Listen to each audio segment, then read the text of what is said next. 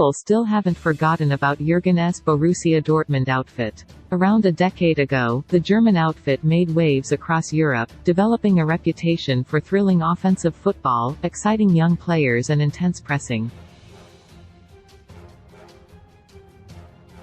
Under BVB won the Bundesliga on 2 consecutive occasions while also reaching a Champions League final in 2013. Borussia Dortmund hasn't won its domestic league since those glory days, with that side going down in history as one of the most electrifying teams of the past 20 years. While in charge of the North Rhine-Westphalia side, favored 4-2-3-1 as his go-to system, with Robert Lewandowski up front and a trio of Mario Götze, Marco Reus and Kevin Grosskreutz often behind him. It was highly effective, but 4-3-3 has been in place throughout his time at.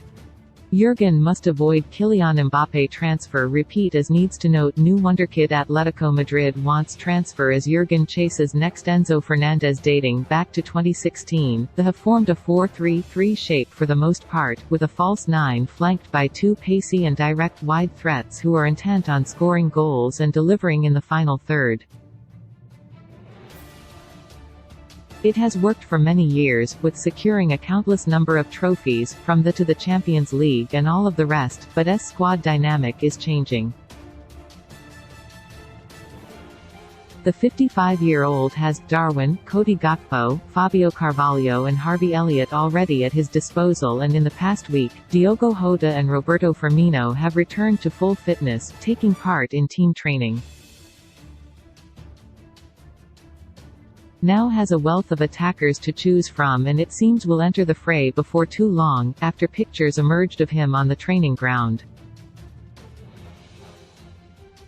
The South American has been absent since picking up a serious setback against Arsenal in October, but he now looks to be on the mend.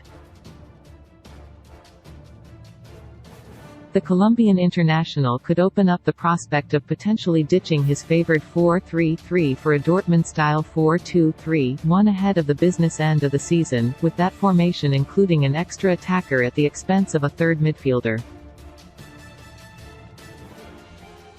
Díaz prefers to play on the left wing but Gakpo and have both occupied that spot over the past month. Will have heavy competition for offensive places once his number 23 returns, which is why 4-2-3-1 could be considered. In such a scenario, the team's midfield too would be expected to provide more of a cautious presence from deep, managing the middle third and presenting the team with a foothold over proceedings.